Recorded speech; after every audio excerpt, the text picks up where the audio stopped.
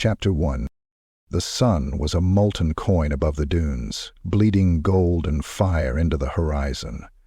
The desert winds whispered over the endless sands of Araby, carrying with them the stench of blood, spice, and long-dead kings.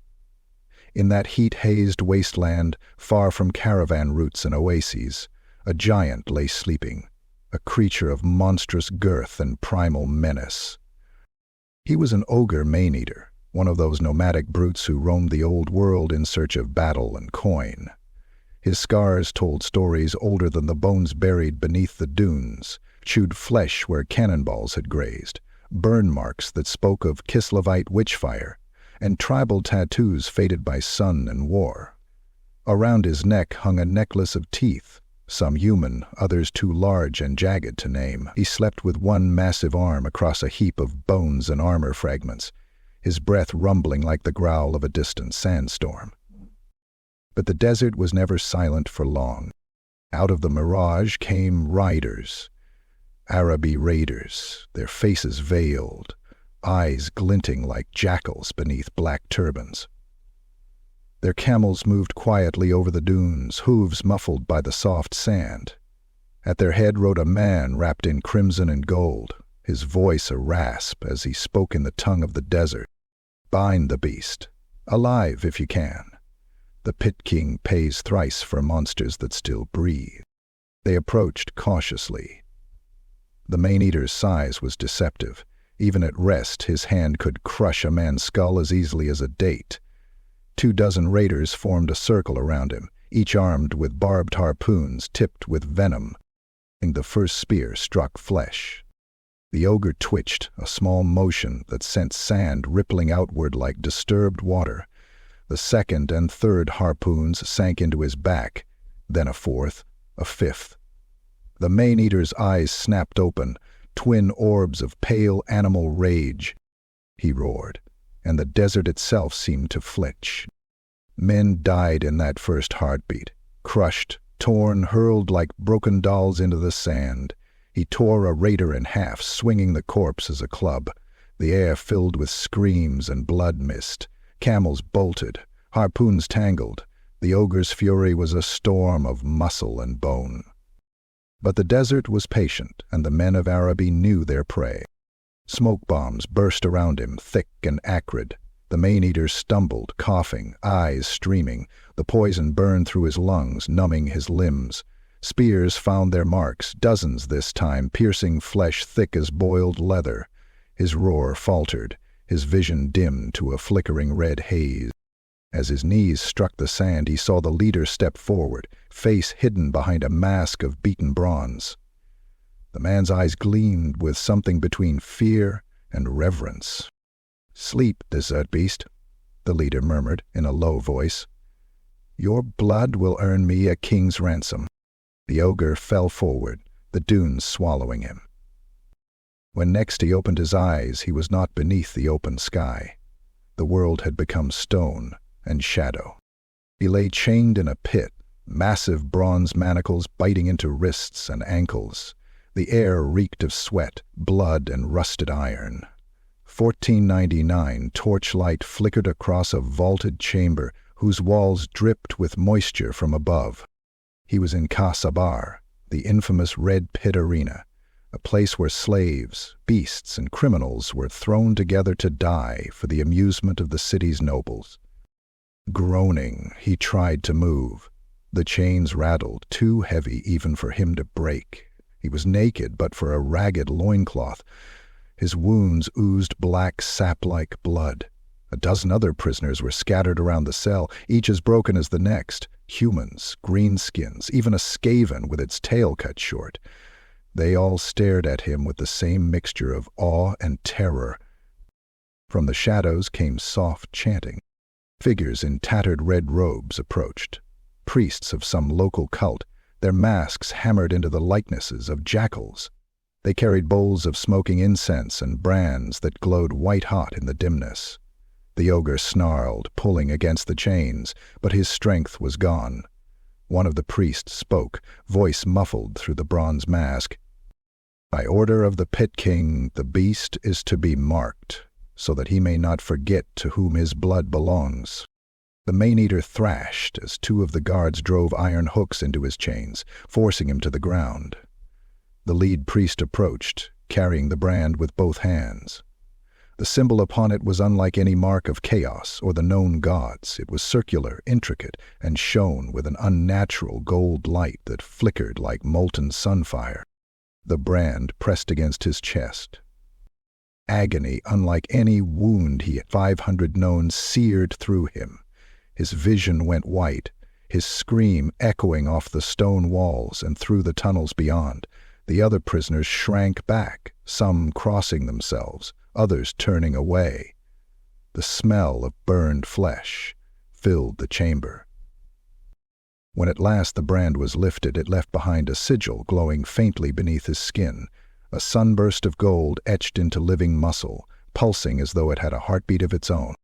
The priests whispered among themselves in their harsh, secret tongue. One spat a phrase that chilled even the guards. Bears the mark of the forgotten one, the son that was banished. Then they departed, leaving him in the dark. Hours passed, or perhaps days. Time meant little beneath the red pit. When the ogre awoke again, the wound still burned faintly, and the glow of the sigil dimmed to a dull shimmer. He felt different. His dreams were full of visions, golden light, shattered temples buried beneath sand, a colossal figure of radiant power screaming in chains. He tried to speak, but his throat was cracked and dry. Across the cell, an old man, thin as parchment, eyes sunken with years, watched him with something like fear and pity. "You don't know what they've done to you, beast," the man rasped. "That mark, it's older than Araby itself. You 100 wish they've 500 killed you." The ogre met his gaze. The words meant nothing to him, not yet. But deep in his chest, beneath the burned flesh, the golden sigil pulsed once, like a heartbeat not his own. And somewhere in the dark halls of Ka Sabar, the Pit King smiled. Chapter 2. The roar of the crowd was the sound of madness. It began as a distant hum, an ocean of throats chanting, jeering, praying for blood. And then, as the iron gates groaned open, it became a storm. The Maneater felt it before he heard it, the vibration of 10,000 feet stomping in rhythm, the hot wind carrying the scent of sweat, incense, and death. He stood at the mouth of the red pit arena, shackled wrists raised above his head, his shadow spilling long over the blood-stained sand. The sky was a furnace above Ka Sabar, the sun hanging heavy and merciless. Beneath it, nobles reclined in pavilions of silk and gold, slaves fanning them with peacock feathers as they sipped spiced wine and waited for carnage. The pit itself was a great circle of stone, its walls ringed with spikes and banners, the ground littered with bones that had long since turned white under the sun. Across from the Maneater, another gate opened, and the crowd fell into a hush. Out came his first opponents, 6 men, stripped to the waist, their skin oiled and tattooed with the sigils of Araby's desert gods, scorpions, crescent moons, and suns with faces twisted in fury. Their weapons were mismatched, curved swords, hooked spears, axes stained with old gore. They advanced in a fan, wary of the massive figure before them. A trumpet blared, its shrill note echoing through the Colosseum. And the killing began. The first man lunged, fast and desperate, his scimitar flashing like sunlight on water. The Maneater caught the blade in his bare hand, the edge cutting into his palm, and yanked the man forward with impossible strength. A single blow from the ogre's other fist crushed the warrior's skull like a melon, spraying red mist across the sand. The crowd howled approval. The others attacked at once, 3 spears stabbing from different angles, one slicing low at his legs. The Maneater roared, the sound so deep it rattled the wooden stands. He seized one of the spear shafts and tore it from its wielder's hands, driving the jagged end through the man's throat. A twist and a pull, his head came halfway off. A curved blade bit into the ogre's side. He turned, grabbed the attacker by the neck, and slammed him down with such force that bones cracked audibly. The man twitched once and lay still. The blood soaked into the sand. The heat made it steam. The remaining fighters hesitated. That pause was their death sentence. The Maneater charged, moving faster than something his size had any right to. He shoulder-slammed one into the wall, crushing him against the stone. The last man dropped his weapon and tried to flee. The ogre caught him by the leg and bit deep into his shoulder, ripping flesh away with his teeth. He spat the chunk aside, then flung the body toward the noble's pavilion, where it thudded against the gilded railing. The arena erupted. Coins rained down from the stands, clattering on the sand. "Blood for the sand gods," the crowd chanted, stamping in rhythm. "Blood for the sand gods." The Maneater stood amidst the carnage, his chest heaving, his skin slick with blood. Some his own, most not. He raised his arms and bellowed, and the sound was half triumph, half warning. The sigil on his chest pulsed faintly, gold glinting beneath the grime. From a shaded balcony high above, the Pit King watched with quiet satisfaction. Later, in the darkness beneath the arena, the smell of blood was replaced by the stench of damp stone and rot. The Maneater was thrown back into his cell, chains clanging against the walls. Slaves scurried around the cages, hauling away the bodies of those who hadn't survived their bouts. Somewhere deeper in the tunnels, someone screamed, a raw, hopeless sound that went on far too long. The ogre sat in silence, head bowed. His wounds closed slowly, steaming in the heat. The golden sigil still throbbed faintly on his chest, as though mocking him. From across the cell came a voice, smooth and faintly accented. "Impressive, Barbaro. Crude but impressive." The man-eater lifted his head. A man leaned against the opposite wall, thin, wiry, and pale beneath the grime. His hair, dark with streaks of gray, hung to his shoulders, and his face bore the fine scars of a duelist's past life. His wrists were bound, and yet his posture spoke of a man who 500 once stood proudly before nobles. He smiled, showing a chipped tooth. "Lucano," he said, tapping his chest with a manacled hand. "Of Tilean. Or one was, once. Now," he gestured vaguely around the filthy cell. "Now, 1,000 a rat in a pit." The ogre regarded him silently. He 999, not speak much, few of his kind 999, but his eyes betray curiosity. Lucano smirked. "You fight like a beast, all strength, no grace, but grace," he traced an invisible line in the air with one finger. "Grace kills cleaner." He stepped closer, lowering his voice. "You 100, fight again soon, and again after that, until the crowd grows bored. Then they 100 feed you to something worse, hydras, minotaurs, maybe one of those damned scorpion things from the south." The ogre grunted, unamused.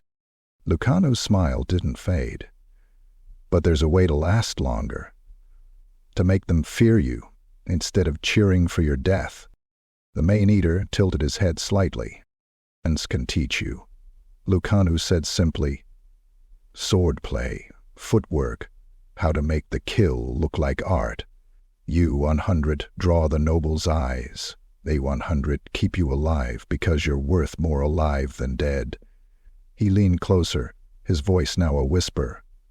"In return, when they throw me into the pit beside you, you make sure one walk out breathing. Deal?" For a long moment the Maneater said nothing. The torchlight flickered across his face, casting the burn-marked sigil into relief. Finally he nodded once. Lucano grinned. "Good. Tomorrow, 10100, start with how not to swing your arm like a catapult."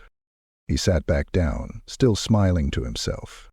Above them, the muffled chants of the crowd drifted down through the stone. Another match had begun. Another life was ending. Terrell was alone again at the woman's empty. The Maneater closed his eyes. In the darkness behind his lids, he saw flashes of gold, ancient temples buried in sand, a sun bleeding light over a battlefield of corpses, and for a heartbeat he heard something whisper in a language he 999 not know, a sound like wind moving through broken statues. He opened his eyes. Lucano was humming softly, tracing patterns on the floor with his finger, perhaps practicing footwork even in chains. The ogre's stomach rumbled, his wounds itched. Somewhere deep inside, the brand pulsed again. Above, the crowd roared anew, demanding more blood for the sand gods. Soon, he thought, they will have it. Chapter 3. The underpits of Ka Sabar were a world forgotten by light. Here, beneath the red pit arena, the air was damp and foul, thick with mold and the iron stench of old blood. The tunnels twisted and forked like veins beneath the city's skin, home to rusted cages, forgotten bones, and the hopeless souls not yet thrown to the crowd.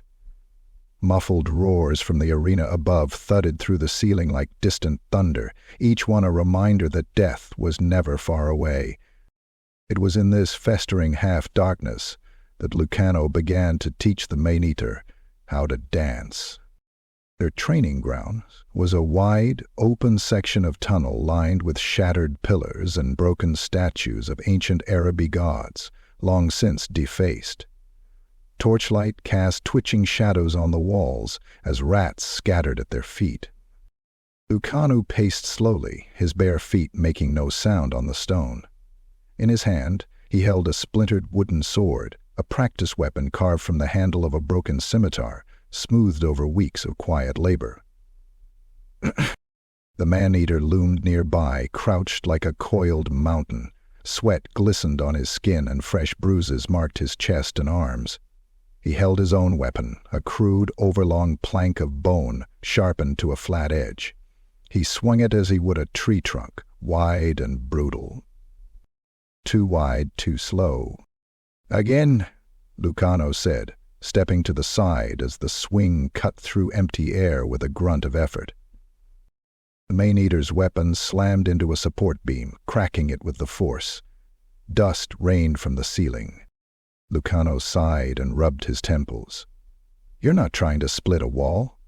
You're trying to kill. Swiftly, efficiently." The ogre growled low in his throat, a sound like a rock slide.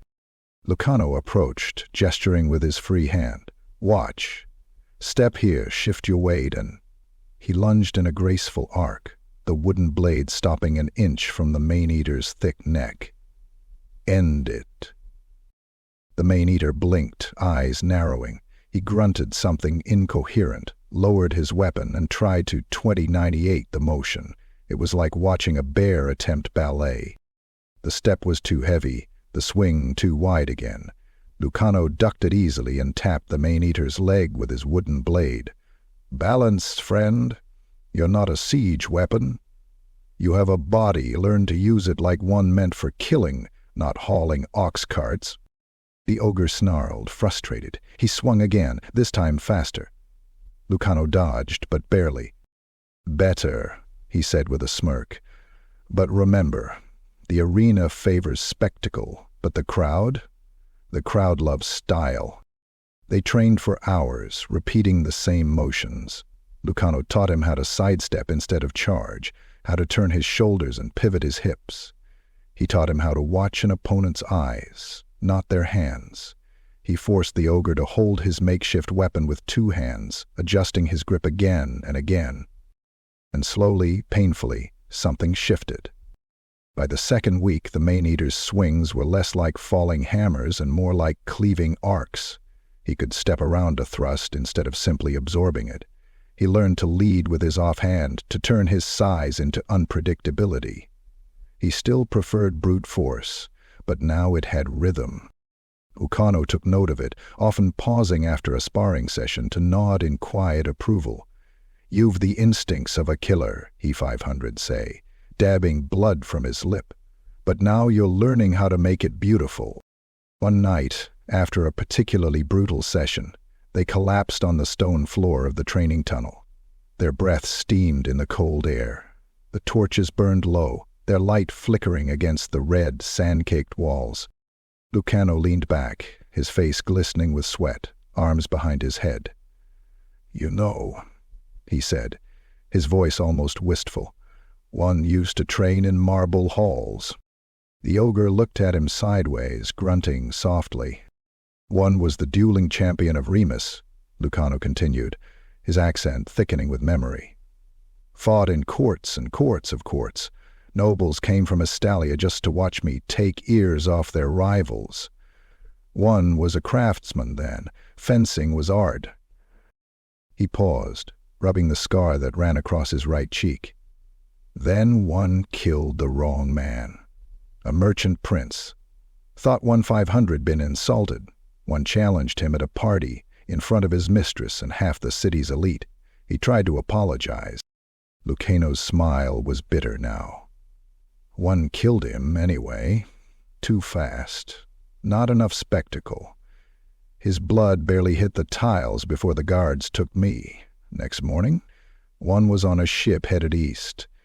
Sold to desert slavers by noon." He closed his eyes. "Here 1 a.m. The Maneater stared at him for a long while, then said in a voice like cracking stone, "You regret?" Lucano turned his head, studying the ogre. "Regret? No," he chuckled. "One regret, not making it look more elegant." They sat in silence. Somewhere down the corridor a bell tolled, a distant clang that signaled the start of another pit match above. The Maneater shifted, scratching at his chest. The skin around the golden sigil was darker now, tight and hot. Lucano glanced at it. "Does it always glow like that?" The ogre grunted, lifting the torn edge of his tunic. The symbol pulsed faintly, as though it breathed. When the torchlight flickered closer, it flared brighter, just for a moment. Lucano frowned. "Magic, maybe," he said, cautiously. "Or a curse. Branding like that, it's not for show." As if on cue, a group of hooded priests passed down the corridor, their incense thick in the air. The Maneater's sigil blazed with sudden heat. He hissed and clutched at his chest. The priests glanced over, murmuring in their strange, sand-hissing tongue. One paused, eyes hidden behind a Golden Jackal mask, and muttered a phrase under his breath. It sounded like fear. Lucano waited until they passed. "You ever feel that when they're near?"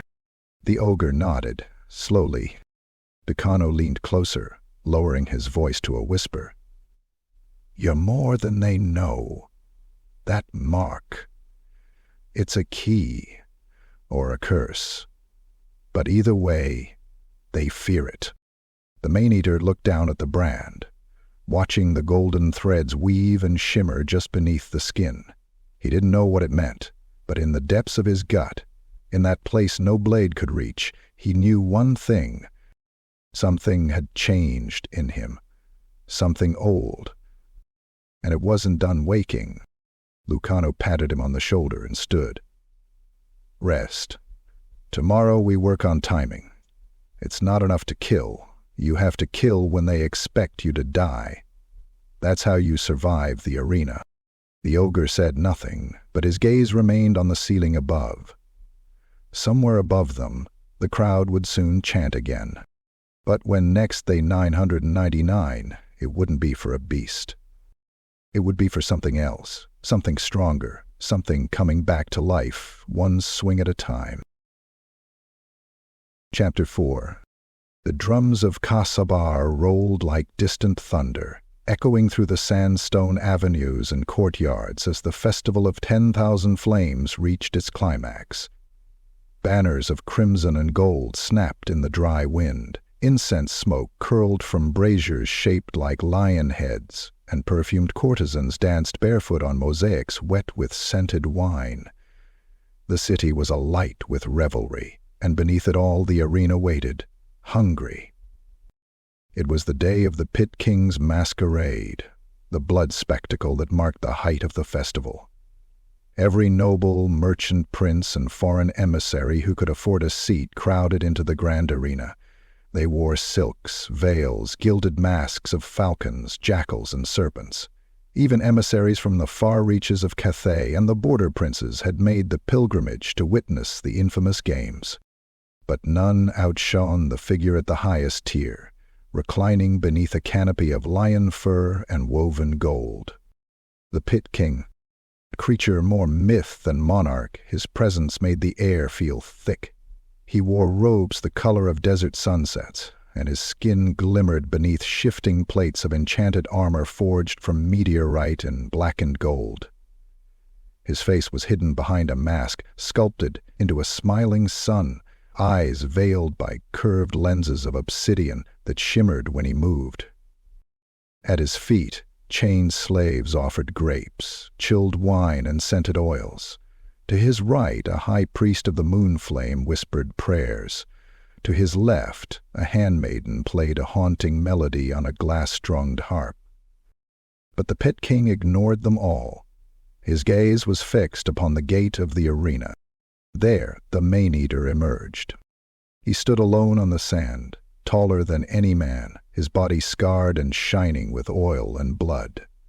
He wore no armor, only a sash of crimson cloth at his waist, a ceremonial choice meant to offer no protection, merely pageantry. Around his wrists and ankles bronze cuffs remained, more symbolic now than restrictive. The crowd cheered, coins flew from the stands. Lucanu had called it spectacle. The Maneater understood now. This was theater, a holy rite of violence. He glanced up and froze. The Pit King leaned forward slightly. One hand, ringed in gold and set with a dozen colored stones, rose and made a subtle gesture in the air. Immediately, the brand on the Maneater's chest ignited. A searing pulse of heat flooded his chest, bright as fire but deeper, resonating through his ribs and down his spine. He gritted his teeth, snarling low, the pain intense but not entirely alien. It wasn't just heat, it was a pull, a command, as though some part of him wanted to kneel. He didn't. Instead, he raised his eyes to the royal box and locked gazes with the veiled monarch. For a heartbeat, the world seemed to fall away. He could not see the king's eyes behind those lenses, but he felt them, like hot iron, probing beneath his skin. Then, a great iron portcullis thundered open. From the far side of the arena, the beasts were released. First came the cave lions, 3 of them, gaunt and mad-eyed, with manes clotted in old blood. They bounded forward in perfect harmony, flanking the Maneater as they circled, their growls a low thunder. He didn't move, didn't blink. Then they pounced. The Maneater moved like a hammer dropped from a battlement. His left arm swung out, catching the first lion 1499 leap. There was a sickening crunch as it folded around his forearm, ribs shattered. The second landed on his back, claws raking down, but the ogre twisted and slammed himself backward, crushing the beast beneath 200 stone of furious muscle. The third lion bit into his thigh, tearing flesh. He roared, bent, and drove his fingers into the lion's mouth, ripping its jaw apart in a spray of gore. The beast thrashed once and died. The crowd shrieked in exultation. Before he could breathe, the earth beneath the arena rumbled. Grates opened, and from below rose a cage, surrounded by enchanted chains and smoldering runes. Inside it wreathed a monster not of these lands. Its scales shimmered like wet emeralds, its heads snapping at each other in agitation. A hydra, 7-headed.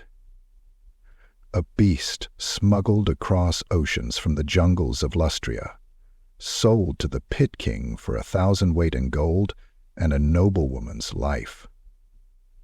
It had fed on slaves, warriors, and even a saurus once. Now it would feast again. The chains fell away, and the hydra lunged. The Maneater stood firm, weaponless. The first head came low and fast, mouth wide. He sidestepped at the last moment, grabbing a broken spear from the sand and driving it into the creature's eye socket. The head screamed, blood spraying. 2 more heads struck. He ducked one, caught the other, and bit down. Ogre teeth met scaled flesh.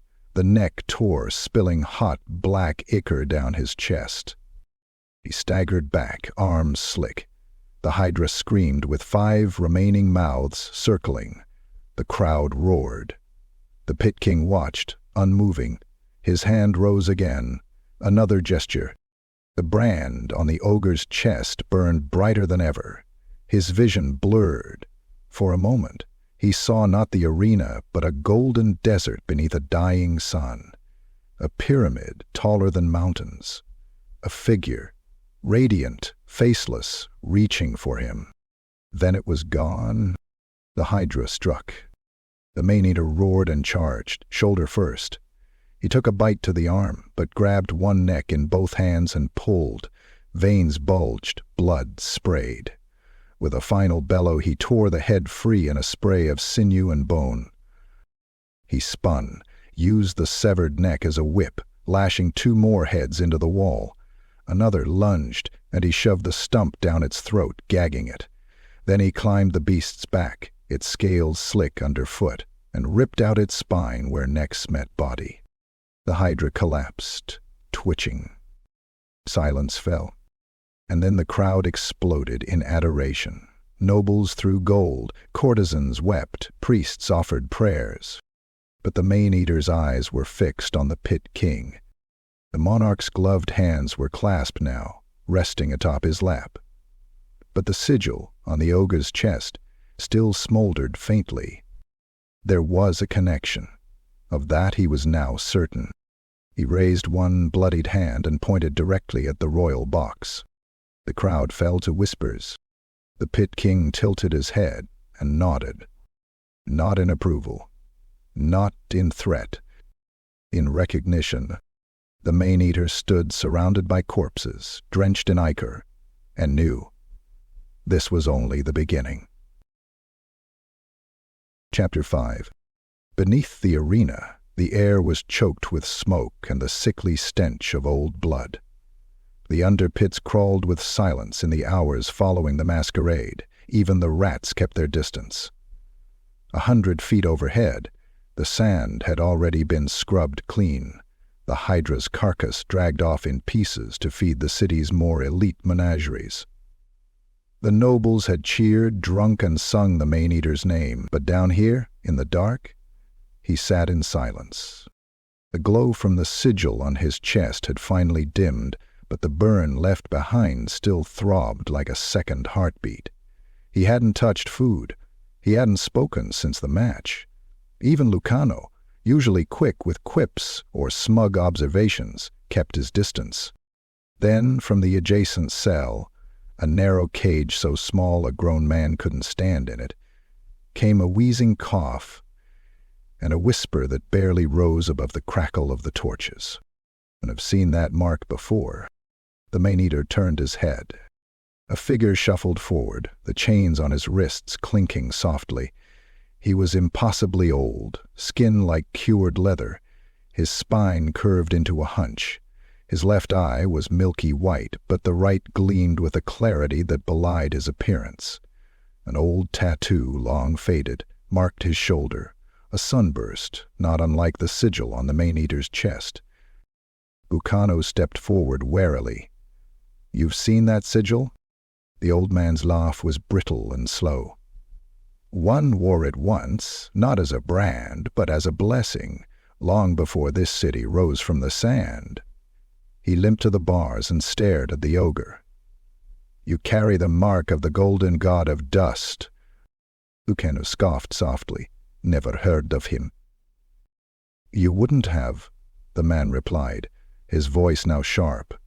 His name was erased, his temples buried, his priests hunted like jackals. He looked back at the ogre. They called him the light that remains, the last radiance. He stood against the four, the gods of the warp. While others knelt or hid, he challenged them. The old man sat down slowly, bones cracking. And for that he was banished, not slain, banished, torn from the memories of mortals, sealed beneath the sands where his name could not be spoken, but his essence, it lingered. He gestured at the Maneater's chest. In marks, in whispers, in blood. The Maneater growled softly, his hand unconsciously brushing the brand. It felt hotter now, as if the words had stirred something sleeping beneath the skin. Chose you, the old man whispered. Or maybe you found him. Either way, the gods will not ignore this. Silence stretched out. Then Lucano chuckled grimly. Wonderful. So now we're playing host to an exiled god. No wonder you fight like a storm-given form. He turned and glanced up at the ceiling. The crowd's calling you a demigod already. If they knew the truth... Believe. 500, never let him leave, the old man said. The Pit King wants that power, wants to harness it. He believes he can bind what cannot be bound. The Maneater's nostrils flared. Rage simmered behind his eyes, but not the wild, thoughtless fury of a beast. This was something slower, more focused. Lucano lowered his voice and moved close to the ogre. Then we don't let him try. He knelt, pushing aside a pile of bones and dried straw near the far wall of their cell. The torchlight revealed a patch of stone darker than the rest, its edges worn smooth. Lucano pried at it with a shard of metal until it lifted, revealing a hole barely wide enough for a child to crawl through. 6 years, Lucano said, pride flickering in his eyes. 6 years of digging with spoons, broken glass, and my bare hands. One was going to use it to escape alone one day. But now, he looked up at the Maneater. Now we use it together. The tunnel descended into pitch blackness, the scent of damp earth and rotted air wafting upward. It leads to an old water channel, Lucano explained. Long collapsed, mostly forgotten. If we time it right, we can escape during the next grand match. The guards will be distracted. The Pit King always demands spectacle on festival days. The Maneater's hand closed around Lucano's shoulder. When? 5 nights from now, Lucano answered. The Festival of Burning Moons. The arena will be packed. They're bringing in monsters from the east, giants, maybe even a basilisk. All eyes will be on the pit. The ogre nodded slowly. Lucano grinned. We 100 give them a show they 100 never forget, and then vanish. But the old man in the next cell shook his head. You think you're escaping with just your lives, but if the Golden One has chosen to stir, you're carrying more than just your freedom. He reached through the bars, placing a trembling hand against the ogre's foot. Be ready. The gods are watching now. That night, when the torches were doused and the guards retreated to their dice and wine, the Maneater dreamed. He stood in a temple of gold and ivory, half buried in sand, open to the stars. Pillars taller than any tower rose around him. The air shimmered with heat, but no sun blazed above, only a void where a star should have been. Before him, a figure stood, impossibly tall, cloaked in radiant dust, faceless and shining. It reached out a hand, and in the shadows beyond the temple walls, something vast and hungry stirred. The Maneater woke with a start, heart thundering, the sigil on his chest glowing like hot coals in the dark. Lucano was already awake, sitting with his back to the wall, sharpening a piece of rusted metal into a shiv. Their eyes met. No words passed between them, but the pact was sealed. 5 days, blood, fire, and freedom or death. Chapter 6. The dawn of the Festival of Fire burned crimson across the eastern horizon, painting the sandstone walls of Ka Sabar with hues of blood and flame. The desert wind moaned through the narrow alleys, carrying the scents of roasted meat, burning incense, and something fouler. Anticipation. Banners of burning orange and deep sapphire flapped high above the arena, each marked with the sunburst sigil of the Pit King. Fire dancers spun through the streets, their limbs painted in ash and gold. Trumpets blared from high towers. All of Ka Sabar knew what today promised: a massacre of spectacle. In the gladiator pits beneath the city, it was already blisteringly hot. Sweat ran in rivers down the walls. The Maneater stood motionless in his holding cage, head bowed, breath slow. The sigil on his chest glowed faintly beneath his torn tunic, pulsing with the rhythm of a war drum only he could hear. Lucano stood beside him, wearing a crooked grin that barely concealed the tension behind his eyes. "This is it," he whispered. "Our curtain call." The guards clanged open the iron gates and barked orders. "Move, scum! The crowd is waiting!" The Maneaters stepped into the light. The arena was madness incarnate. 10,000 voices roared from the stone benches. Fireworks hissed and exploded in the sky, raining sparks. The Pit King sat above, his golden mask expressionless, flanked by his eunuch advisors and veiled priestesses. Before him, the sands had been transformed into a battlefield, a circular arena surrounded by burning braziers, cages and weapon racks gleaming with ceremonial arms. Announces bellowed in a dozen languages, hyping the duel to come: the blood reaver of Norska, the champion of the eight-idol idol, the ogre who ate a chariot. The gates thundered shut behind the Maneater and Lucano. Across from them emerged a single figure, tall, lean, radiant in enchanted gold. The champion of the Sand Kings. He wore ceremonial armor in the image of a lion god, its shoulders shaped like roaring beasts, its helm a polished death mask of burnished gold. 2 scimitars were sheathed at his sides, curved blades that shimmered unnaturally, forged from meteoric iron, alloyed with desert magic. He drew the scimitars with a hiss like snakes waking, and the crowd howled. Lucano muttered, "If we don't win fast, we die slow." The gong rang. The champion moved like lightning. His first strike was a blur of gold, both blades arcing in a cross meant to take off Lucano's head. The Tilean ducked low, rolled and barked, "Now!" The Maneater charged. He met the champion in a clash that sent sparks leaping into the sky. The champion's twin blades whirled and struck like fangs, carving a storm of steel around him. The Maneater blocked with a shattered shield torn from the wreck, each impact sending vibrations up his arm. But he wasn't just enduring, he was studying. Lucano danced to the side, feinting, jabbing with a trident he 500 snatched on the run. The champion parried and nearly severed Lucano's forearm in return. The crowd gasped, roared. The Maneater moved again, faster.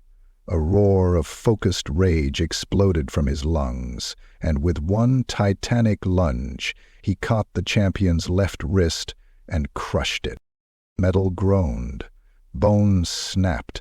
The champion screamed. The left scimitar dropped. Lucano seized it 1499 fall and spun beneath the champion's guard, burying the curved blade through a joint in the golden armor. The man staggered back, gasping.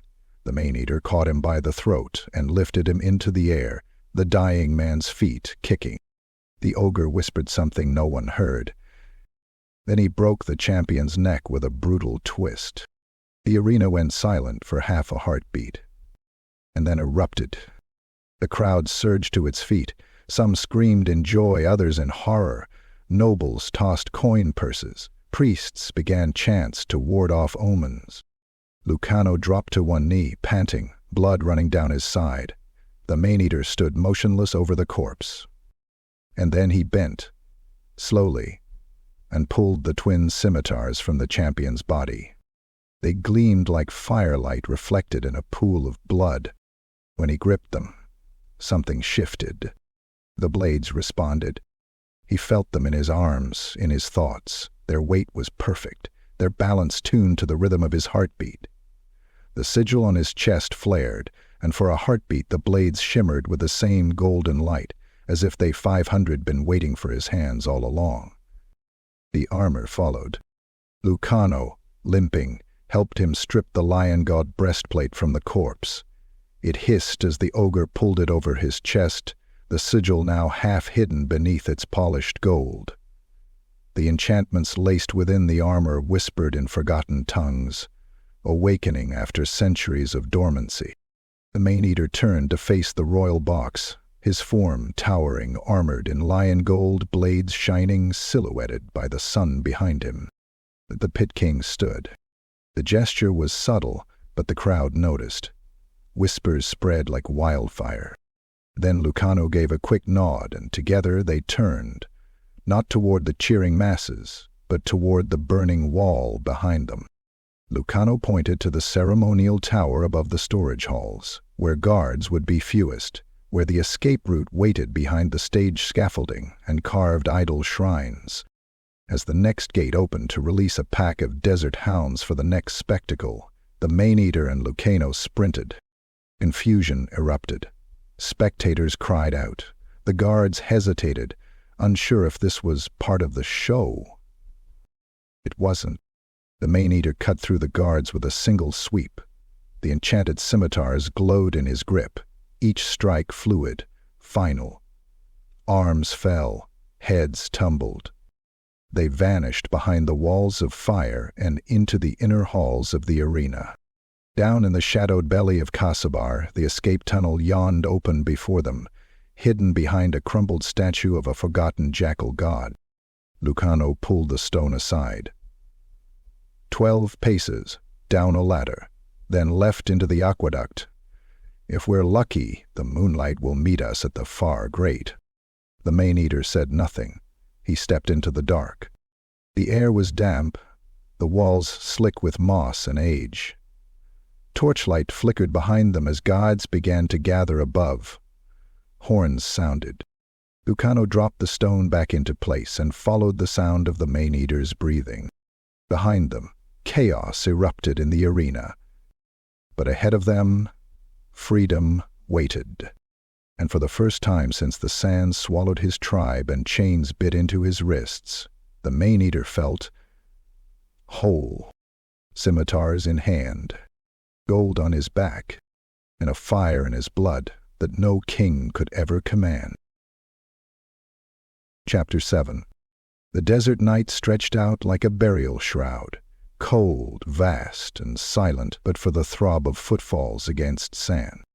Under the crescent moon's thin light, 2 figures raced across the dunes. The Maneater's massive strides dug deep into the ground, kicking up spirals of dust that glittered silver in the dark. Behind him, Lucano kept pace with surprising grace, his breathing tight, ribs aching, every heartbeat a reminder that they 500 defied death and survived. But freedom had a scent, and the jackal knights were bred to follow it. Far behind them, a horn blew, long, low, and hungry. Lucano's head snapped toward the sound. "They're still gaining," he hissed between breaths. The Maneater didn't answer. His eyes remained locked on the horizon, where the dunes gave way to broken stone and half-buried ruins. He could see the jagged silhouettes rising like crooked teeth, what remained of a city long forgotten by time, swallowed by the desert's hunger. He picked up speed. Another horn blast, closer this time. The jackal knights were no mere trackers. They were desert mercenaries who made their armor from the flayed skins of criminals and beasts, their jackal masks carved from obsidian and cursed bone. Sworn to silence, bound by ritual, they hunted not just with sight and sound, but with scent, shadow, and blood magic. And now they hunted him. As Lucano ran, he muttered every protective prayer he remembered from Tilean. Blessed Myrmidia, hide us from sharp eyes and sharper blades. Blessed Verena, grant us judgment against these cursed dogs. He trailed off as they crested the final dune. Before them stretched the bones of an empire. A necropolis. The sand gave way to a cracked, paved causeway lined with statues, tall, regal, and crumbling. Giant jackals sat on plinths, eyes blind with erosion. Obelisks leaned drunkenly, inscribed with glyphs half consumed by wind and time. The city was vast, its outer ring of tombs and sanctuaries wrapping around a central ziggurat that had long since collapsed. But beneath that ruin, there would be catacombs. Into the city, the Maneater rumbled. Lucano nodded, too breathless to speak. They crossed into the shadow of the dead just as the horns sounded again, close now. The howls that followed weren't human. Not entirely. They ducked through an archway lined with ancient cobras carved from obsidian. Beyond, stairways descended into the earth, choked with sand but passable. Lucano struck flint against a torch and lit the way as they crept deeper. The stone changed as they descended. It went from dry and brittle to slick with condensation, the air growing thick and humid, unnatural in the desert. The walls were covered in murals of past kings and battle scenes, painted in gold leaf and lapis, now cracked and faded. Some still bled faint magic. Others seemed to ripple when passed, like shadows shifting just behind the eye. Then the whispers began. They were not loud, nor were they in any tongue the Maneater knew. They came from the walls, from the dark spaces between torch flickers. Lucano didn't seem to hear them, but the Maneater, 9999. At first they were distant, echoes of a language older than Araby itself. But as he stepped deeper, they grew more insistent. He walks. He bears the mark. The seal awakens. The Maneater paused. The sigil on his chest shimmered again, bathing the corridor in a soft, sickly gold. And the whisper stopped. A wind howled from deeper in the catacombs, as if something vast had moved. Lucano turned. "What is it?" The Maneater said nothing, but his eyes were locked on a stone door carved with hieroglyphs. With one push, the door groaned open into a vast chamber supported by pillars carved like undead warriors, guardians of a long-forgotten king. The floor was a mosaic of polished bones. At the far end sat a sarcophagus twice the height of a man, its surface layered in gold and turquoise, and the ghosts were there. Faint outlines, shimmering shapes of long-dead warriors, priests, slaves. They lined the chamber, unmoving. Their hollow eyes glowed faintly. Then, one by one, they dropped to their knees. Lucano's breath caught. By the lady's blood! The ghosts were not hostile. They feared him. The sigil on the Maneater's chest flared as he stepped forward, not blinding, but steady, like a beacon. The dead recoiled further. Some vanished entirely. He reached the sarcophagus and ran one hand across its surface. Images bloomed across his mind, visions of a great king wrapped in golden cloth, kneeling before a blinding figure made of dust and sun. An oath sworn. A betrayal. An erasure from history. Then nothing. Lucano placed a hand on the Maneater's arm. "We need to move. They, 100, be here soon." The Maneater turned to go. From the shadows behind the tomb, a voice rasped in a language neither of them understood. A skeletal figure stepped into the torchlight, taller than any man, wrapped in rotted linens with a crown still gleaming atop his broken skull. He stared at the Maneater with hollow sockets lit by blue flame. He spoke again, and the Maneater understood. A single phrase, translated not in sound but in meaning. "Do not awaken him." And the lich vanished like smoke. The Maneater blinked, his heart thundered, the sigil on his chest dimmed to an ember. Behind them, the first clatter of boots echoed in the upper halls. The Jackal Knights were near. Lucano tightened his grip on his sword. "We need to lose them. Now." The Maneater nodded. They ran. Back into the winding halls of the necropolis, deeper into the city of the dead, with shadows close behind, and whispers ever at their heels. The Jackal Knights followed, tireless, but the tombs had shifted, hallways twisted, paths closed, and walls that once stood now led to new doors. The necropolis was hiding them. Not out of mercy, but because something older than either of them had recognized the sigil. And the dead 999, not forget. Not those marked by the golden god of dust. Not those who walked under the crescent moon. Chapter 8. The wind had died. The desert stretched endless and still, its sands cold and silvery beneath the dying moon. The necropolis lay behind them, a maze of sleeping kings and whispering ghosts now swallowed again by drifting dunes. The Maneater and Lucano trudged onward, each step sinking into soft dust that glimmered faintly under starlight. The silence was so deep that the faint rasp of metal against leather, the twin scimitars swaying at the ogre's sides, sounded like thunder. By daybreak, they reached an ancient wadi, a dry riverbed carved into the earth like a scar. There, beneath the shelter of a half-collapsed obelisk, they made camp. The stone was old, older than the empire of Araby, older even than the necropolis they 500 escaped.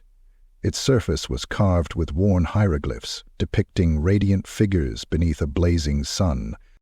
The Maneater stared at them for a long time. Something in the carvings called to him.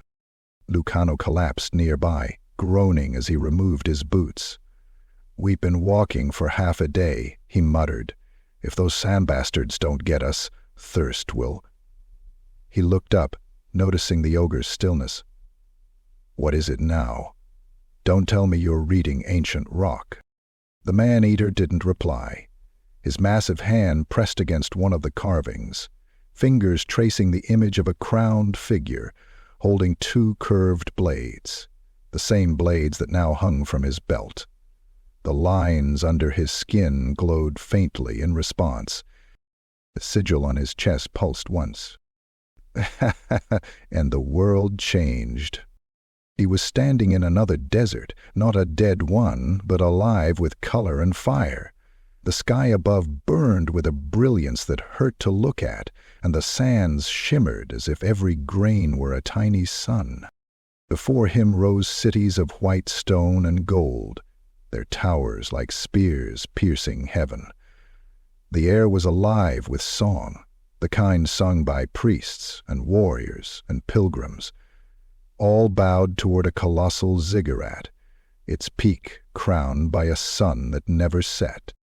And there at the top stood a figure made of light.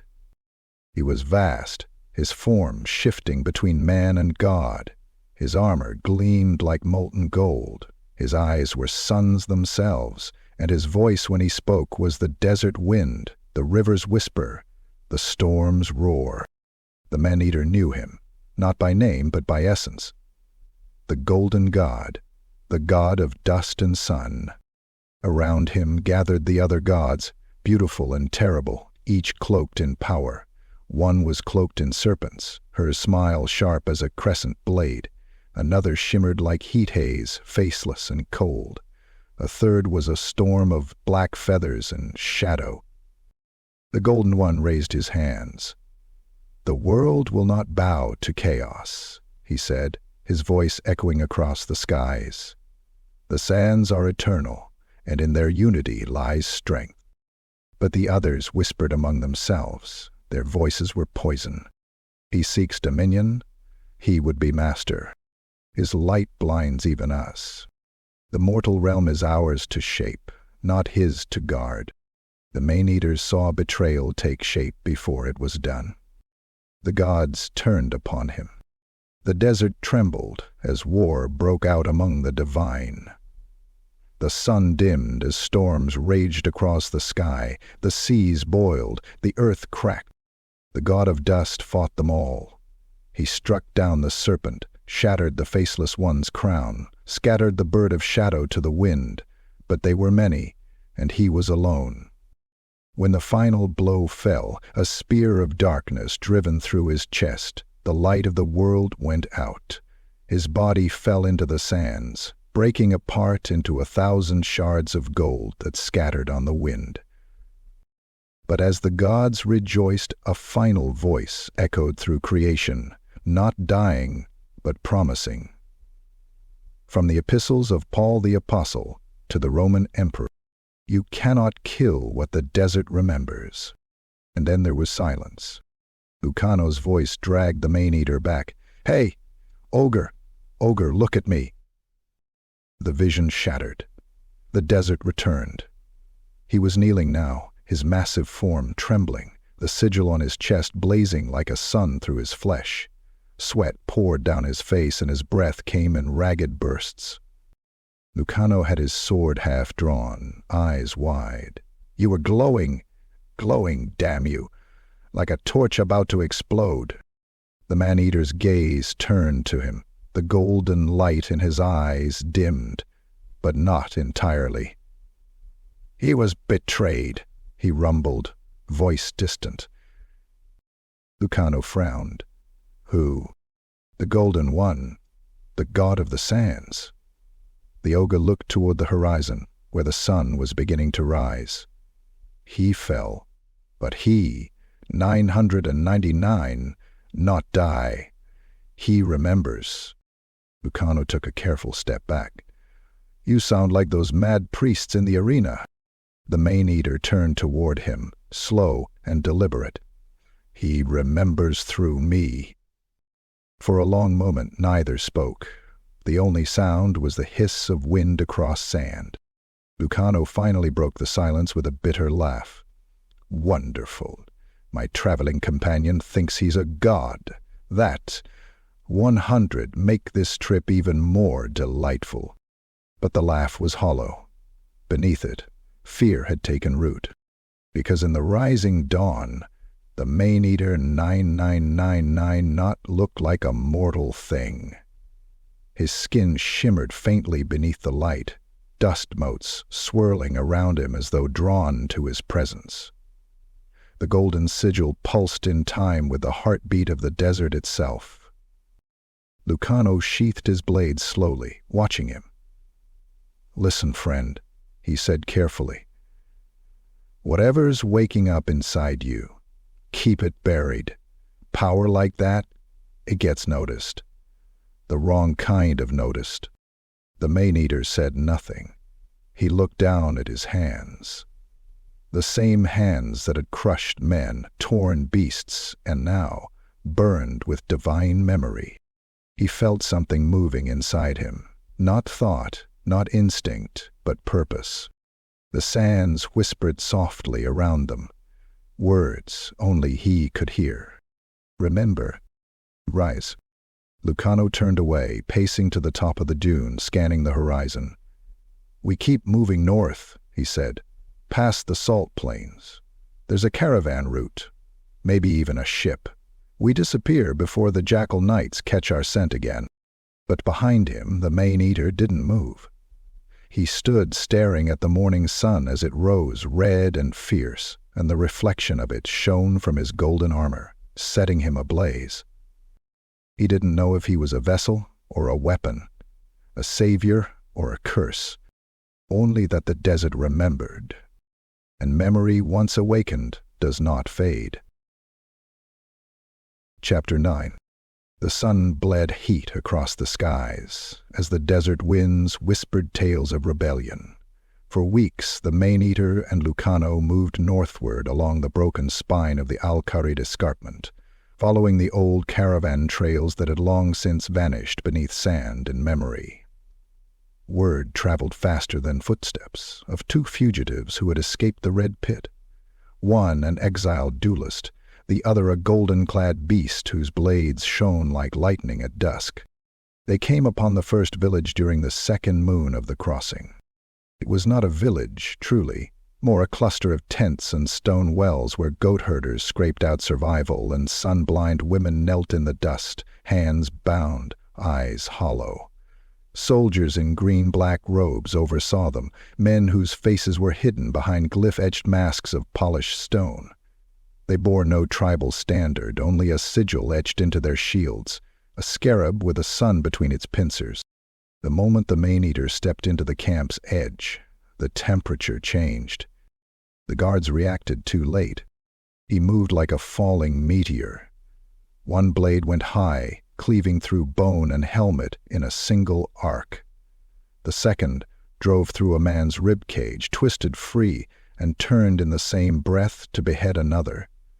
The sand drank greedily, warm and red. Lucano was beside him, fluid, efficient. His rapier danced between openings, sliding past ribs, parting throats, dodging spears with a dancer's grace. He killed 3 before any realized they were under attack. When the last of the masked men fell gurgling into the dust, the herders and women knelt, not in fear, in reverence. One of the older women, her veil in tatters, crawled to the Maneater's feet and touched his greaves. "Shamsu Yakim," she whispered. "The Golden Jackal." Lucano blinked. "That means something." The woman nodded, tears in her eyes. "The one who returns. The sun's forgotten hound. He who breaks chains." The Maneater looked down at her, unsure what to say. The sigil on his chest was glowing faintly beneath the armor, responding to her words like a priest to a prayer. By nightfall, the camp had doubled. Refugees emerged from the dunes, runaways, outcasts, broken warriors. They brought stories with them, of villages enslaved by a sorcerer in black glass robes who rode a chariot pulled by obsidian lions, of ritual burnings, of children taken under crescent moons. His name was Sainik the Sable. He ruled from a fortress called Kalsurak, built into the side of the northern cliffs. Once it had been a mining temple, now it was a shrine to darker powers. "Hey, uses the old magic," Lucano muttered as they sat by the fire one night, watching the new arrivals sharpen spears, bind wounds, sing battle hymns older than the Empire. "He keeps them in chains with spells older than the gods. The fact they worship you now.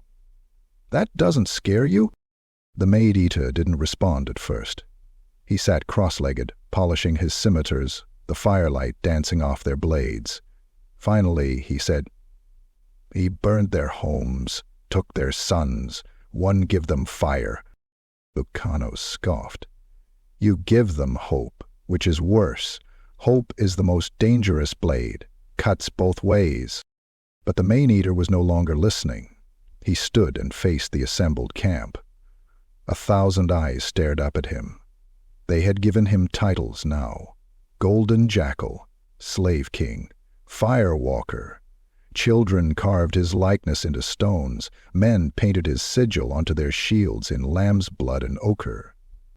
P999, not tell them to stop. In the days that followed, the war band grew.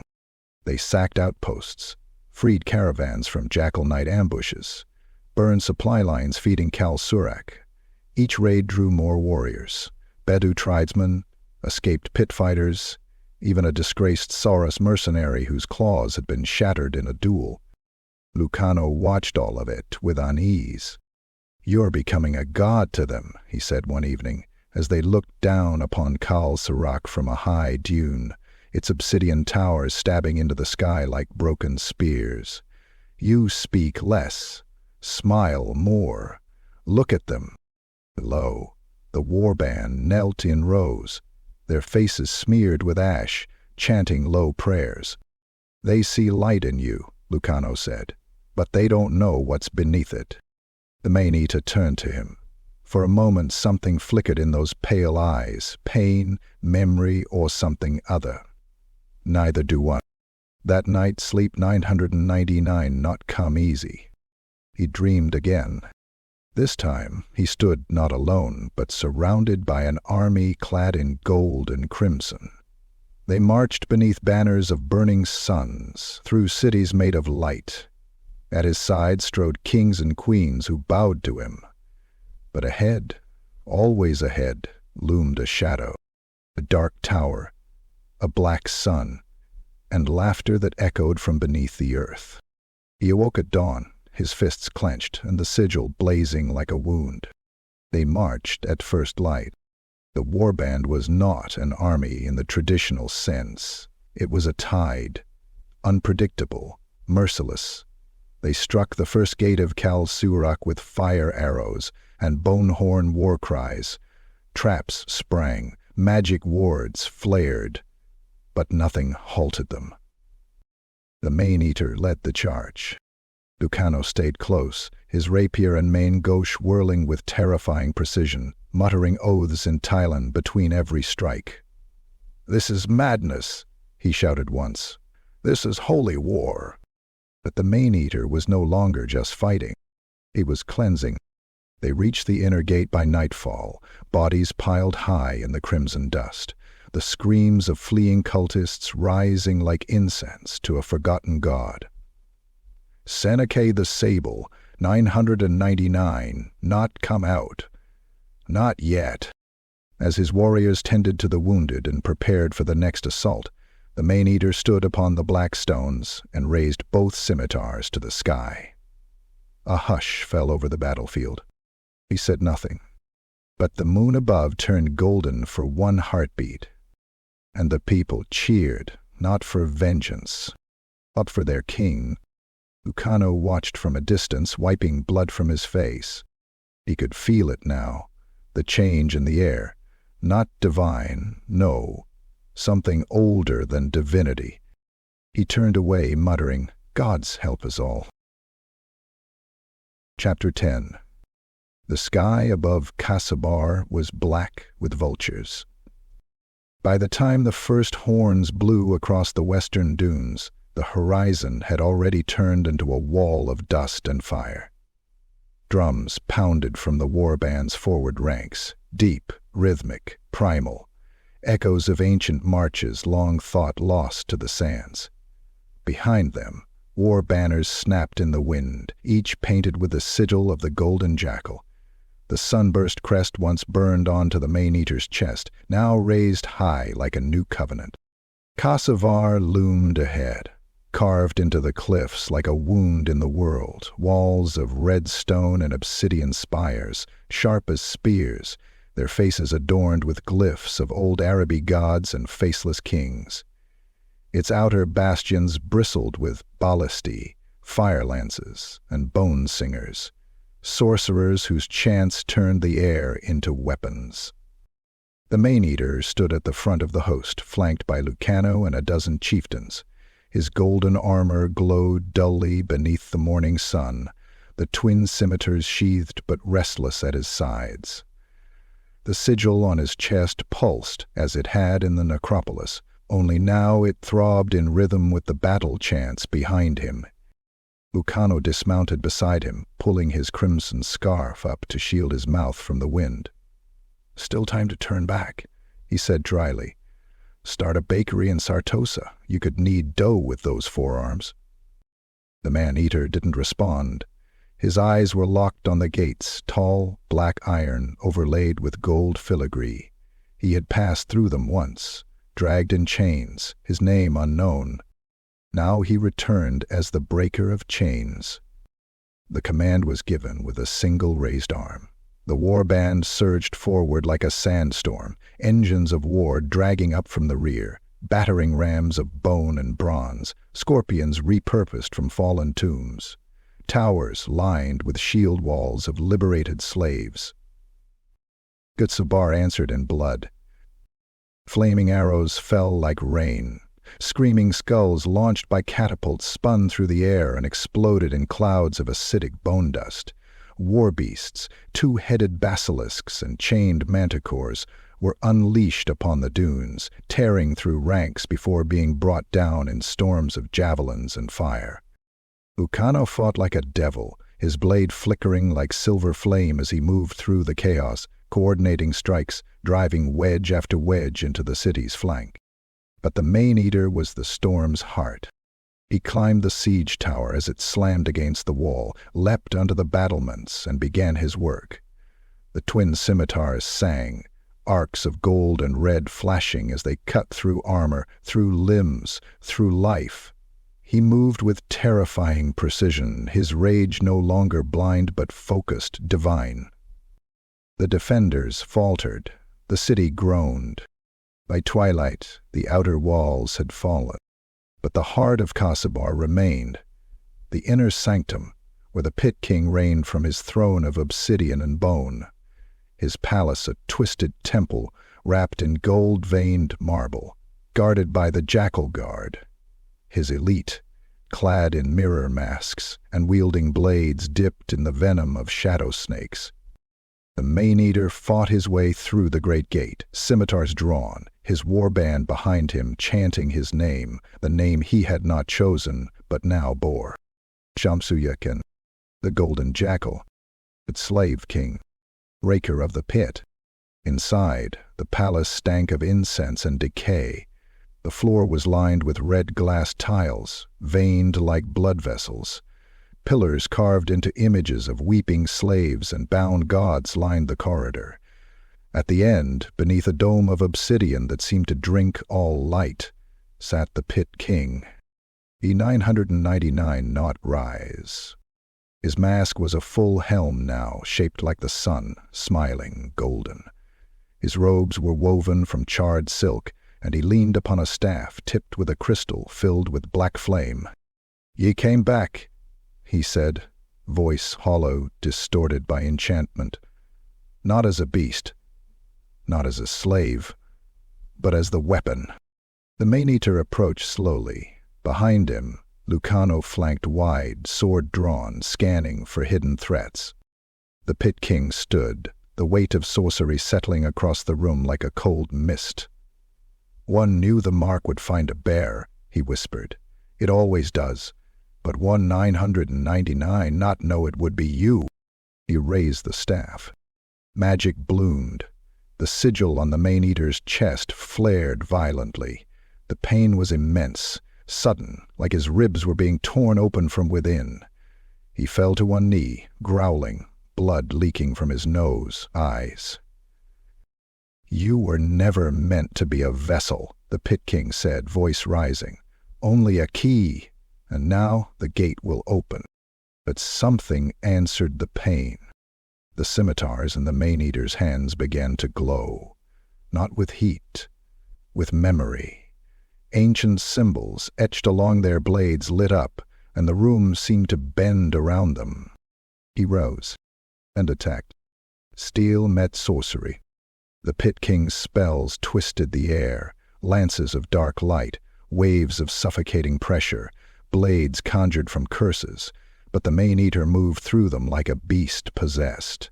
One blade cut through a ward, the other split a shield of pure shadow. They fought among the broken thrones, across a mosaic floor that cracked under their feet. The Pit King moved with inhuman grace, an acolyte of forgotten horrors, his every gesture laced with ruin. But he was not fighting a man. He was fighting something older. The final blow shattered the obsidian staff. The king stumbled, one hand burned, mask cracked. He fell to his knees before the Maneater, looking up through a bleeding visor. "One was the last priest," he rasped. "The last of the fourfold pact. We buried your god beneath ash. We won." The Maneater raised his scimitars. Lucano's voice cut through the silence. He stood just behind, bloodied but alive, eyes grim. "He's beaten. Don't make him a martyr." The Maneater's arms trembled. He saw the priests in his dreams again, the burning sun, the betrayal. The voices screamed for vengeance. But the scimitars lowered. The pit king gasped, his eyes widened. For the first time in centuries, he looked afraid, not of death, but of mercy. "You 100 live," the Maneater growled, "not as a king, as a witness." Lucano exhaled. "Good choice." They turned and walked from the temple. Outside, the city burned, but on every wall, on every shield, on every painted banner, the sigil of the Golden Jackal now rose. Ka Sabar had fallen, and the desert had a king again. Chapter 11. The fires of Ka Sabar still smoldered when they came. Black ships glided across the desert horizon, not on wheels or beasts, but hovering, impossibly, just above the sands. Like whispers made manifest, they arrived under a sky bruised purple where stars blinked too quickly, as if watching. No sails, no oars, just silence and the scent of burnt incense that fouled the wind. Lucano was the first to spot them. He stood atop the shattered battlements of the city, wiping dust from his blade as the vessels cut across the dunes like sharks beneath silk. His brow furrowed. "Those aren't Araby traders." The Maneater joined him, cloaked in a robe of crimson and gold stolen from the Pit King's treasury. The warband behind them was rebuilding, binding wounds, feasting on stolen grain and fresh legend. He said nothing, only narrowed his eyes as the lead vessel came to rest just outside the city gates. No banners, no names. But something old stirred in the air. The wind blew across the scorched stones of Ka Sabar, whispering secrets. The sigil on the Maneater's chest glowed faintly. The emissaries arrived at dusk. 5 figures, cloaked in robes of ever-shifting color, blue, violet, and black, each hue bleeding into the next as though the fabric itself were dreaming. Their masks were featureless, save for a single slit where their mouths should have been, curved in eternal, mocking smiles. They moved with liquid grace, their steps making no sound upon the stone. The central figure stepped forward and bowed low. "O Golden Jackal, fire-wrought god who walks," his voice was velvet soaked in venom. "We come from the north. The Tower of Eyes greets you." Lucano stiffened beside the Maneater, hand going to the hilt of his rapier. "Zench cult," he muttered. "Sorcerers, deceivers, don't listen." The emissary raised a gloved hand. "Listen, or perish, it matters not to the weaver." The Maneater regarded them in silence. Then he spoke, voice low and graveled. "Speak your offer." The emissary chuckled, a sound like coins dropping into a bottomless well. "The world watches now. You are no longer mortal. You command legions, shatter kings, carry the echo of divinity. But there are limits, are there not?" He gestured to the sky. "True apotheosis lies beyond this realm, beyond flesh, beyond the desert and its ghosts. We can offer you transcendence." He raised both arms. "The sigil you carry is a doorway. Unlock it fully, and you become not a vessel, but a god reborn, power eternal, not as a slave, but as a master of fate. One wish, one thought, and the world bends." Lucano's lip curled. "And the price?" The emissary turned his head slowly. "A pact. The mark is ancient, yes, but bound still in the laws.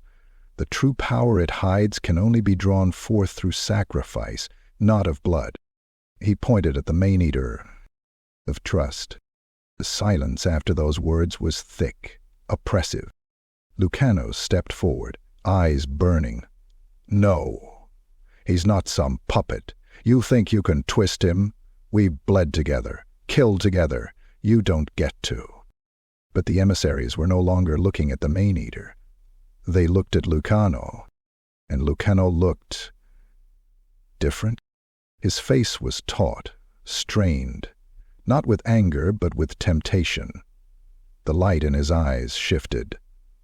Gold, then violet. "One remember a different life?" he whispered. "Fame in Rimas, power, women, duels, crowds that shouted my name." He glanced toward the emissaries. "One could have that again, couldn't one?" "More," the emissary said softly. "You could be the left hand of a god." The Maneater stepped between them. "No!" Lucano looked up at him, face shadowed. "You don't get to decide for me." The next moment happened too fast. Lucano moved like a viper. His foot swept behind the Maneater's knee, dropping him low.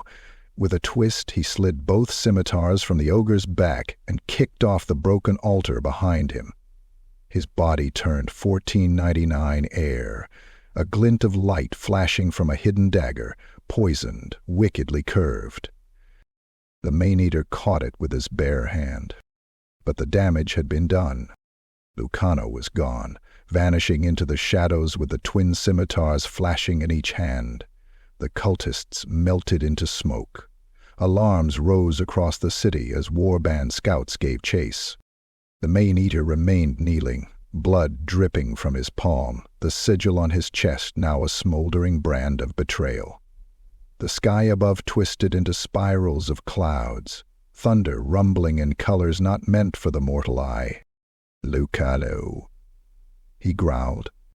A whisper passed through the wind, not from the city or the sand, but from within. "The first oath is broken. Now the gate begins to open." The Maneater stood, towering, eyes burning with fire not his own. He had been betrayed, but not forsaken. Not yet.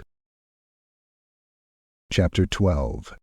The sun had vanished, not behind clouds or dunes, but utterly, swallowed from the sky like a god devoured by its own shadow. What replaced it was a false light, cold, pale, and sourceless, like the memory of fire in a world where fire had never been. The Maneater stirred, bound once more, not in iron, but in sorrow. He hung from a bone arch crowned with crescent thorns, arms chained by cursed silk that drank his strength with every breath. The silk writhed when he moved, whispering in a tongue too ancient for the mind to hold. Beneath his feet the sand was wet and dark, not with blood, but with something deeper, a slow, pulsing ooze that pulsed to the rhythm of his heart.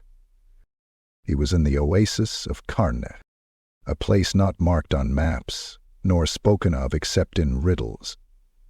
It was a ruin caught between moments, a garden of petrified palms and shimmering mirages, where time bled. A cursed place, whispered, to feed not on water, but on anguish. Tzeentch's agents had delivered him here, bound in his own failure. His warband scattered, Lucano gone, the scimitar stolen. His body was broken, but it was the trust that had shattered him. And the oasis fed. Visions plagued him. Lucano standing atop a pyramid crowned in gold, laughing as he plunged the scimitars into an altar.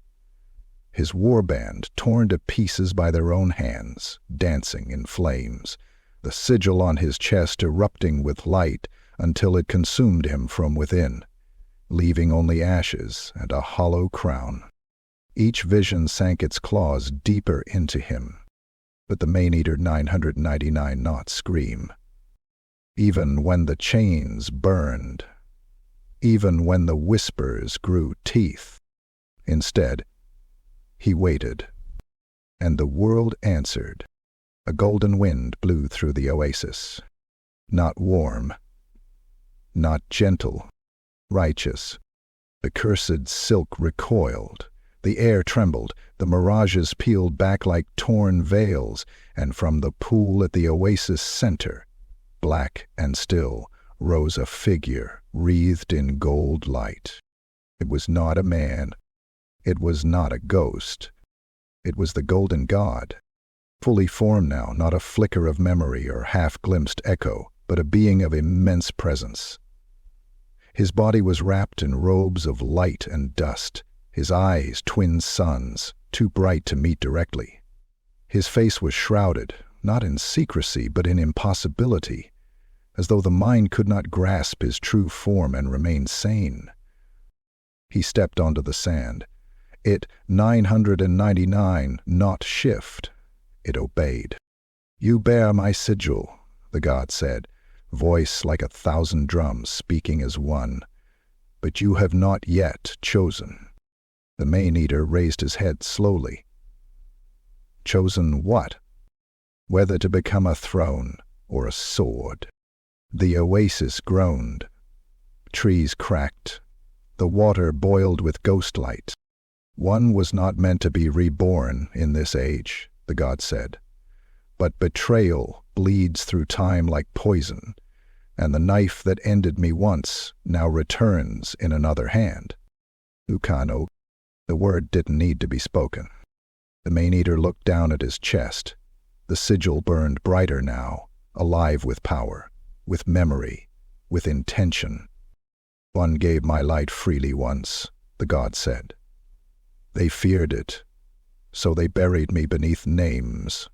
And now the same doom comes again." The chains around the Maneater trembled. "With you," the god said. "You are not a priest. You are not a king. You are the only truth that has ever endured in this world." Violence. The word struck like a hammer. "Not the rage of beasts," the god said, stepping closer, "but the fire of choice. The right to say no, the power to shatter cages. You are the one who breaks the lie." The Maneater looked down at his chest. The sigil pulsed, faster, hungrier. It was feeding too, not just on his strength, but on his identity, on his soul. He grunted, then snarled, and made a choice. With a roar that cracked stone, the Maneater ripped his arm free from the chains. The sylph screamed. The cursed bindings writhed and burned, but he 999 not stop. He raised one hand to his own chest and tore. Flesh parted. Blood poured. The branded mark ripped open, torn from his body in a violent blossom of gore and gold. He cast it to the sand, where it writhed like a severed star, pulsing, hissing. The god 999 not intervene, only watched as the Maneater collapsed, clutching the wound, the light fading from the torn brand. The oasis howled. The false sun above flickered.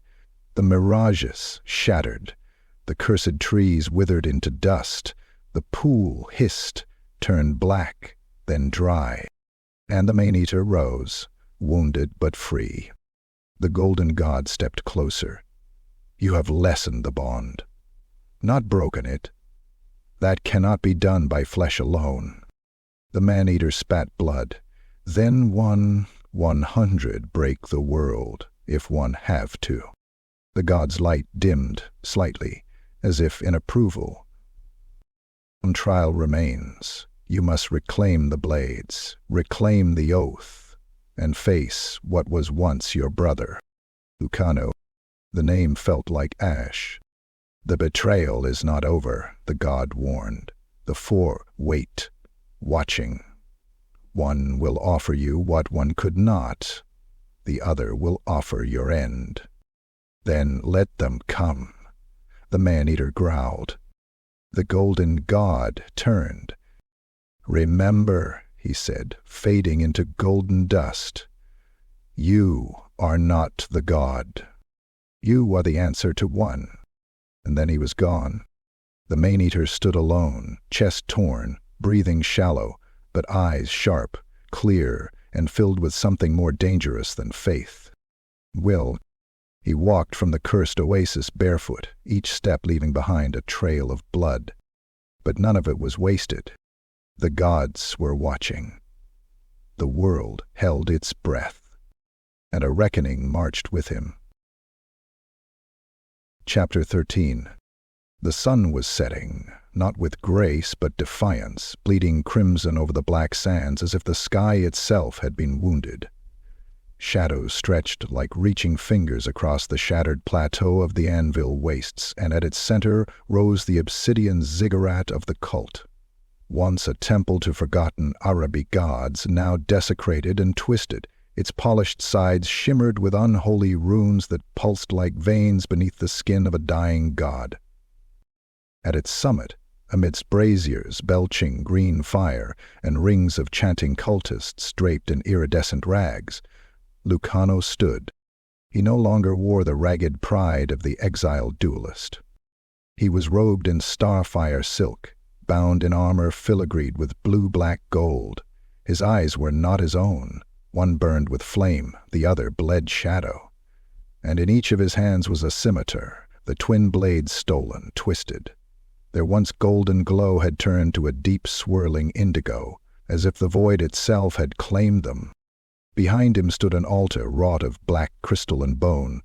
Upon it sat a mask, not of man or god, but of something else. Something that shimmered in and out of existence, as if reality itself rejected its form. Lucano's voice carried across the wind as the Maneater ascended the final steps of the ziggurat, every footfall a silent declaration. You shouldn't have come. The Maneater stopped only a few paces below the summit. His body bore the marks of torment, scars and blood and burns, but in his eyes was clarity. In his chest, the wound where the sigil had been was now wrapped in cloth soaked with ash and resin. He carried no weapons, only his will. Lucano stepped forward, raising the scimitars. These were never yours, he said. They were never meant for a beast. You carry the echo of a god, but you don't understand it. The Maneater looked up slowly. You betrayed me. On save you. For a moment, silence held between them, thick as the dusk. The cultists whispered, their voices forming broken prayers to Zeech, the Lord of Change, the architect of betrayal. The fires roared louder. Lucano pointed one blade at the Maneater's chest. They wanted to use you. One saw it, how you were becoming something else. Not a man, not even an ogre. A weapon. A vessel for something too old, too vast. You think the golden god was light. He was order, unchanging, unyielding. He would have turned the world to stone just to stop it from bleeding. One didn't ask for this, the Maneater growled. No, Lucano said softly. But neither 999. One. He attacked. Their blades met in a shriek of metal, the sound carrying into the stars. The Maneater moved with the force of the storm, every strike like an avalanche, every parry a thunderclap.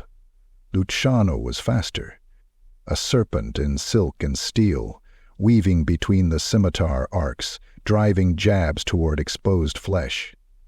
Their duels circled the summit, sparks flying, blood spraying. Flames danced in the wind, caught in the rhythm of their battle.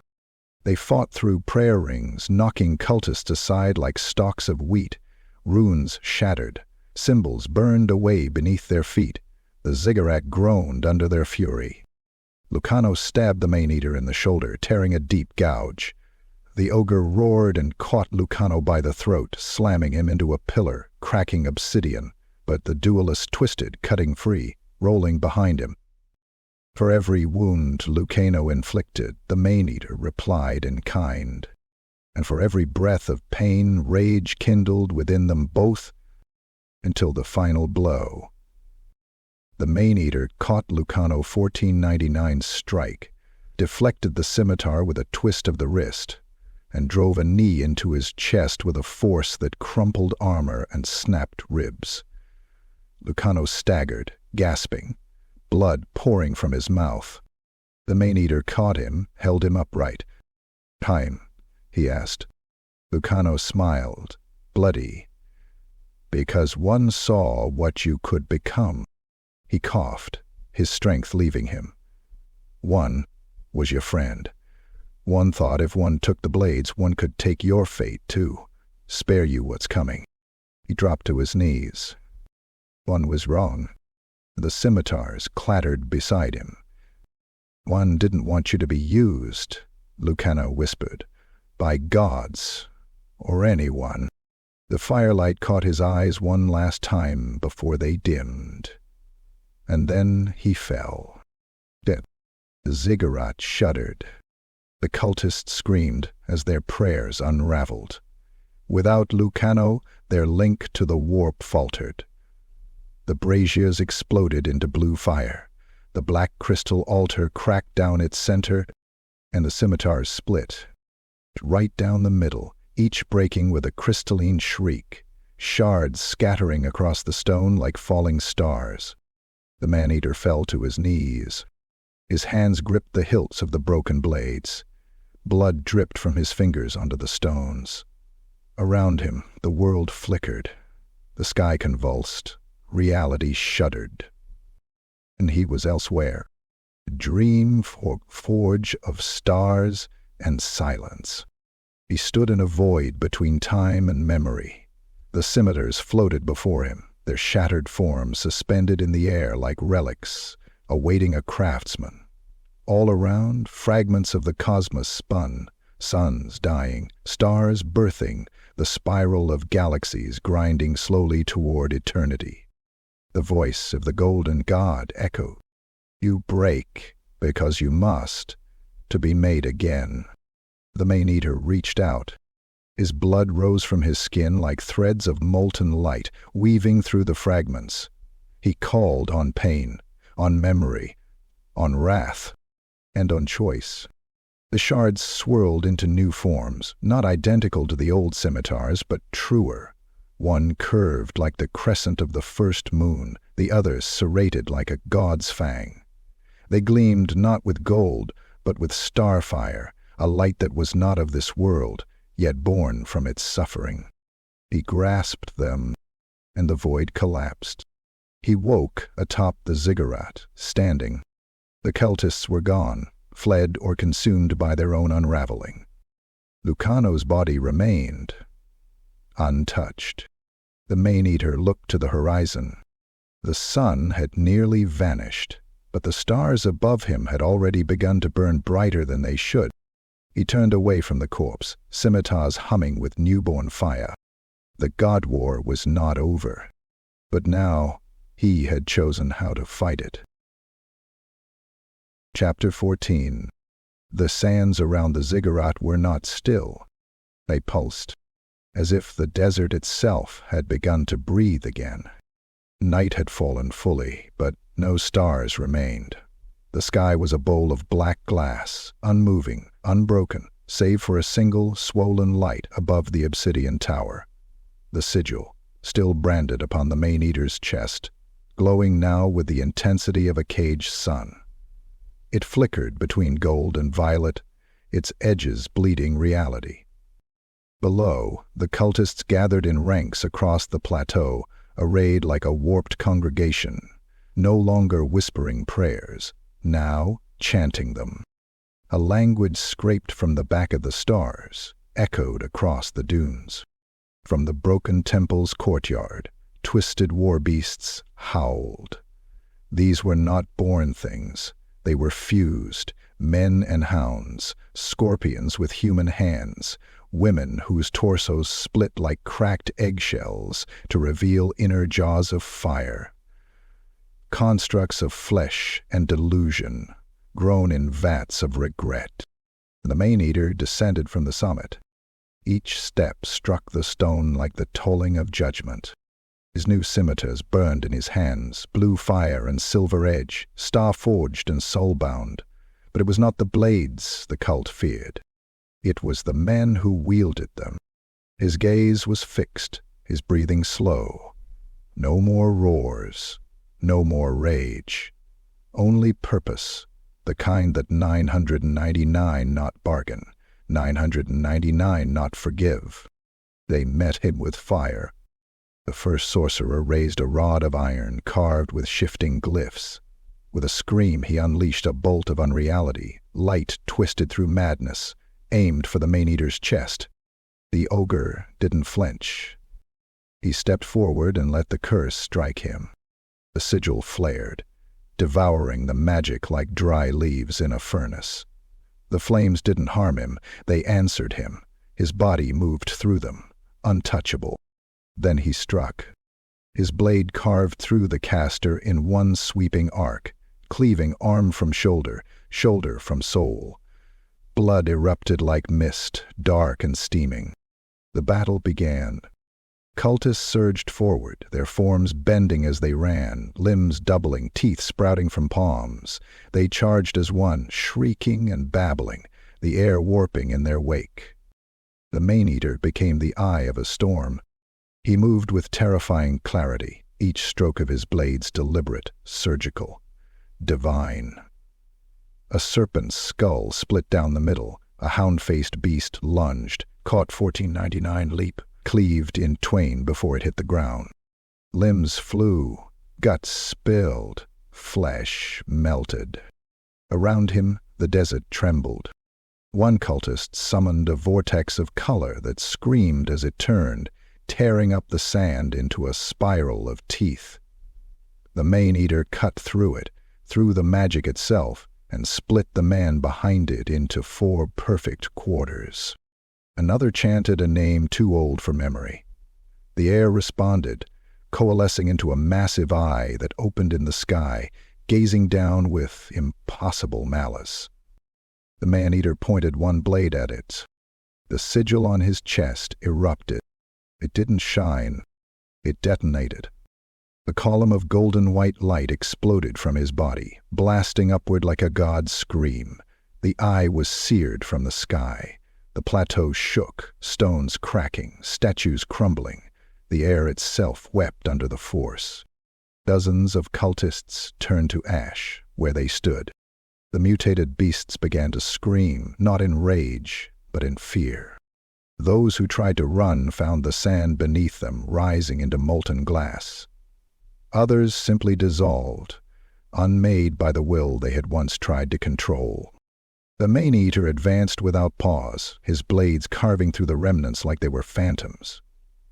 His armor, dented, blood-slick, burning, glowed with every pulse of the brand now, burning across his chest like the last sun in a dying world.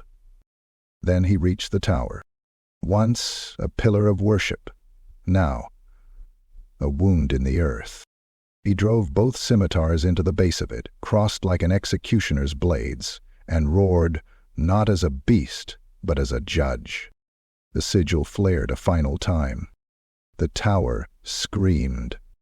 The light expanded, blinding, pure. The obsidian cracked.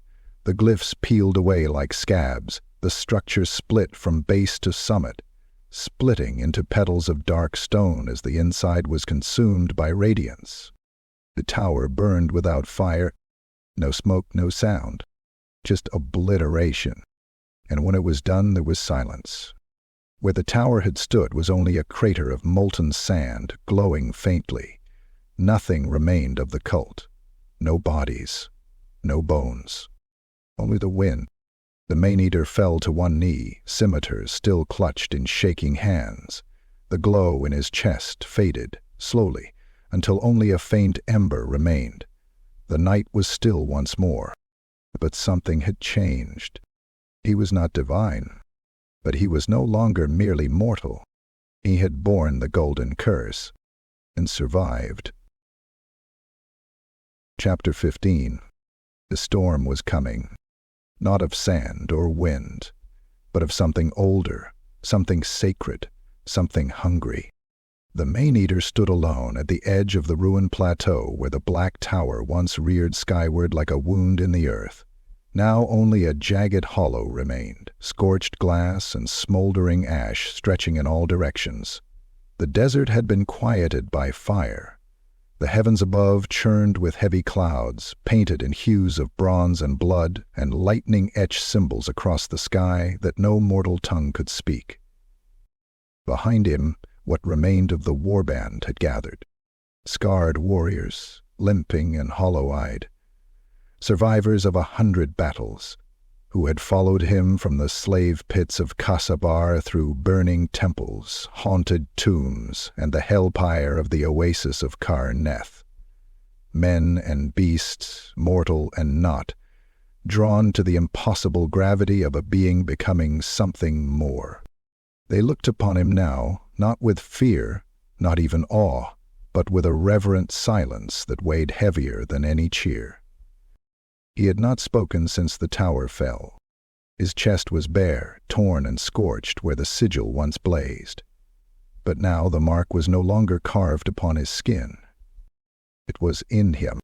The glow of the sigil pulsed softly from within his heart, through his veins behind his eyes, not as pain, not as a curse, but as a second soul.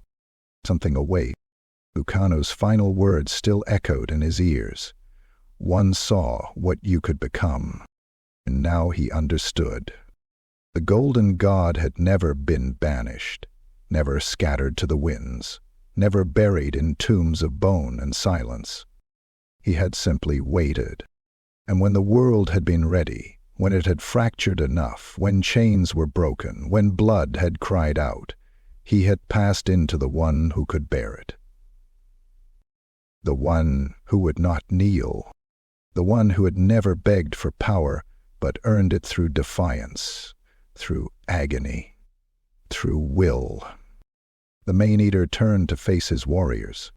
Some knelt instantly, others hesitated, but one by one, all fell. The warband, battered and bleeding, bowed before him, not as soldiers before a king, not as zealots before a prophet, but as the broken bow before fire, because they know it will burn, and still they reach for its warmth. He said nothing. He had no need to. Above him, thunder rolled. The clouds opened slowly, unfolding like the eye of a forgotten god, and golden rain began to fall. Not water, not ash. Something in between. Each drop shimmered as it struck the sand and vanished. The desert shivered. Somewhere deep in its heart, ancient bones stirred. Far to the north, the gods of chaos turned their gaze, and in lost tombs, kings dreamt of sunlit days once more. The Maneater, no longer a mere beast, not quite divine, looked toward the horizon. There, a storm brewed. Not one born of weather, but of consequence. The future unraveled before him, knot by knot, waiting to be seized or severed. He sheathed the reforged scimitars.